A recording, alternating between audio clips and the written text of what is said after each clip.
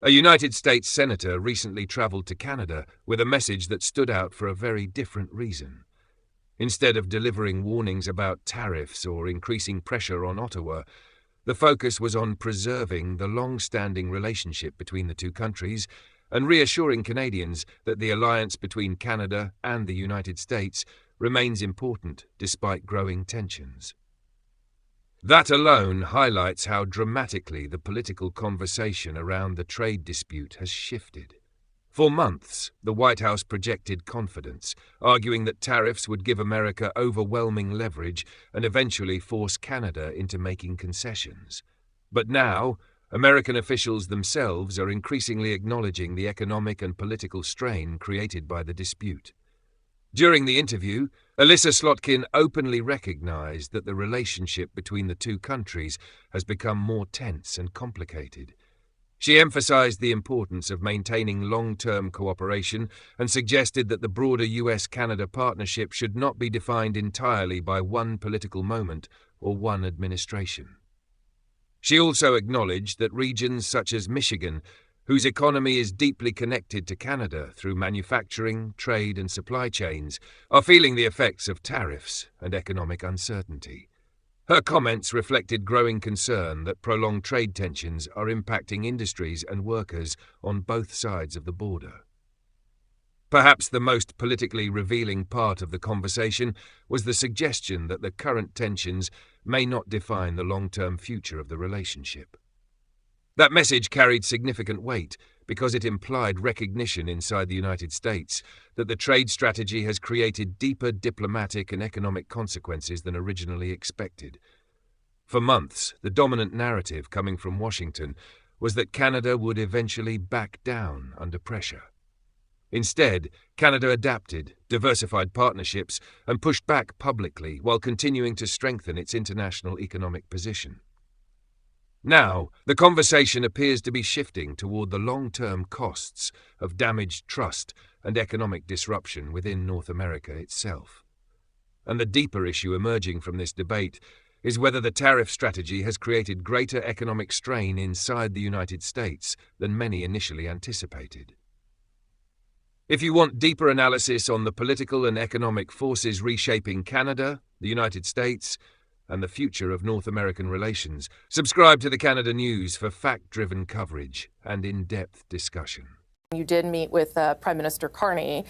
So I'm going to start sort of there and the way he is viewing the world right now to see if it lines up with you. He said last month that many of our former strengths based on our close ties to America have become our weaknesses that we must correct.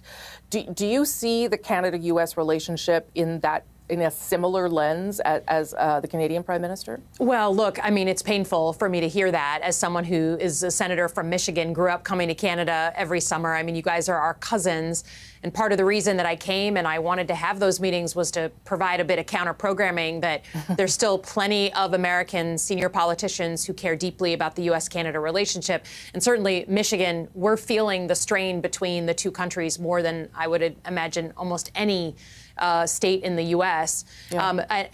And we talked about it, and I understand how difficult this relationship has become. I think my point to him, to the Prime Minister, and to other ministers is this is a tough moment in time, but it's not the last moment in time. And we have long-standing strategic interests that align, and let's not on either side of the border, let the current conflict kind of predict and determine what's going to happen for the next 30 years.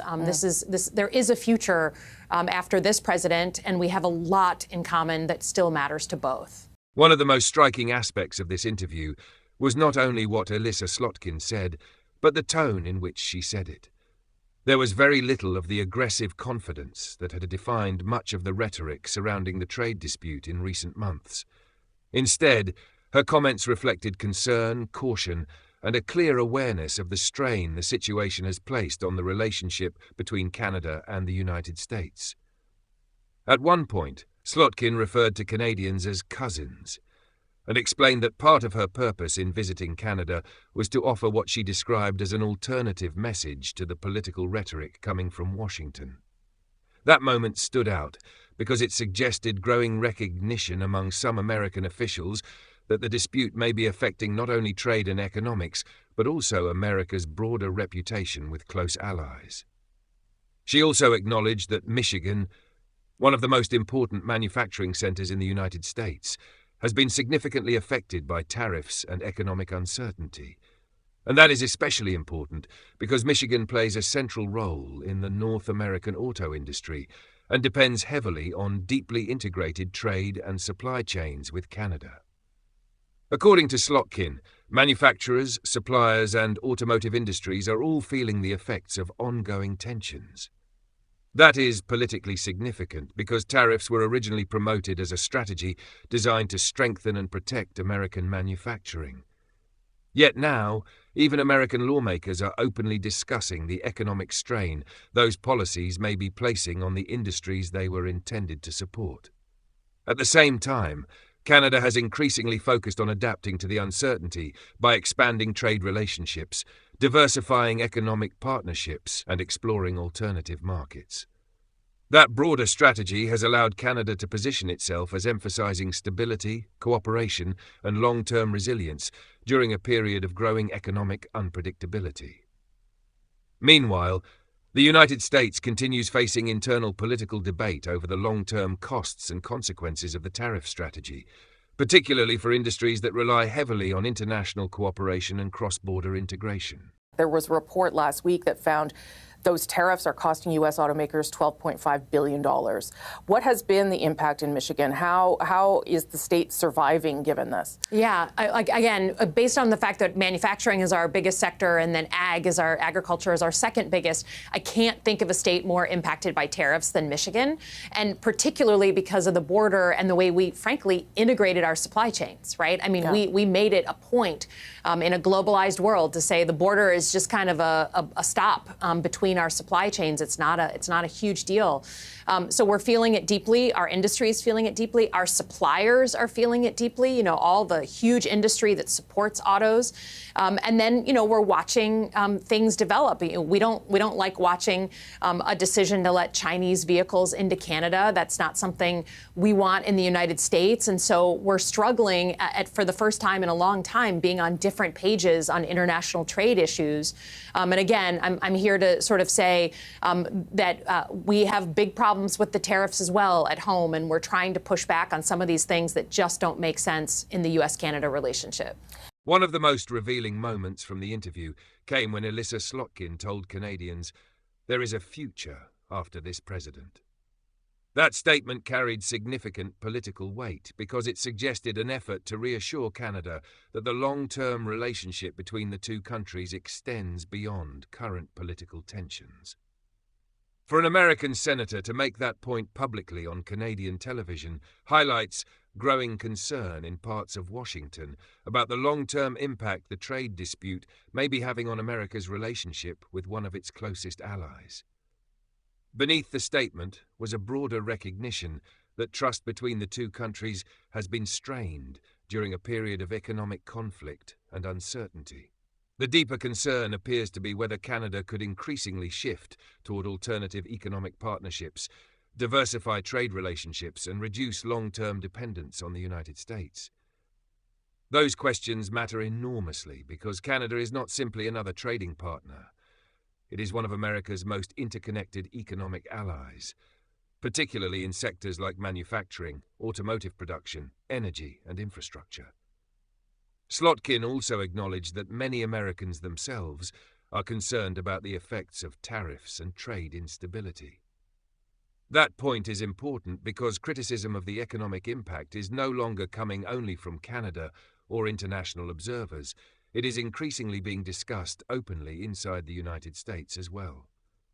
As more American lawmakers publicly question aspects of the tariff strategy, it reflects growing pressure surrounding rising costs, supply chain disruptions, manufacturing challenges, and uncertainty across industries closely tied to North American trade. In many ways, officials now sound less focused on confrontation and more focused on reassuring allies and managing the broader consequences of prolonged tensions. At the same time, Canada has continued adapting by strengthening international partnerships, exploring new trade opportunities, and reducing vulnerability to economic uncertainty, tied to US political shifts. From the Canadian perspective, recent years have raised difficult questions about long-term economic stability and reliability within the bilateral relationship. The interview also highlighted wider economic concerns inside the United States itself. Manufacturing industries remain under pressure, supply chains continue facing disruptions, and consumers are dealing with higher costs linked to trade uncertainty. Even regional leaders connected to the Canada-U.S. economy have warned that prolonged instability could create additional economic strain on both sides of the border. And that may be the broader issue emerging from this moment. Tariffs were originally presented as a demonstration of American economic strength, but the debate increasingly centers on whether prolonged tensions are instead exposing vulnerabilities within a deeply interconnected North American economy built on cooperation, integration, and long-standing trust. You know, the United States folks, the people who live in the United States are going to feel the pressure. They're already feeling the pressure of tariffs on Canada in terms of being a tax to them. And just wait until this summer. It's starting to get nice out here. Wait till they go to the supermarket to buy a hamburger and they realize how much it costs to make 4 hamburgers for the family. That's thanks to Donald Trump and their president. And so we're hopeful that things will get resolved sooner rather than later. But I think there's a strategic method here that, will probably work out better for us in the long run. This interview highlighted an important shift in tone coming from parts of the United States political establishment. Just months ago, much of the public messaging surrounding the trade dispute was aggressive and centered on pressure, leverage, and economic strength. Now the tone coming from some American officials sounds far more focused on reassurance, cooperation, and preserving long-term relationships. Comments emphasizing that the current tensions are temporary and that the United States and Canada still need each other, suggest growing awareness in Washington that the relationship between the two countries has been placed under significant strain. And politically, that shift in language is important because it reflects concern about how deeply the dispute may be affecting trust between close allies. One of the major lessons emerging from this situation is that economic conflicts between highly interconnected countries can create consequences that go beyond tariffs and trade balances.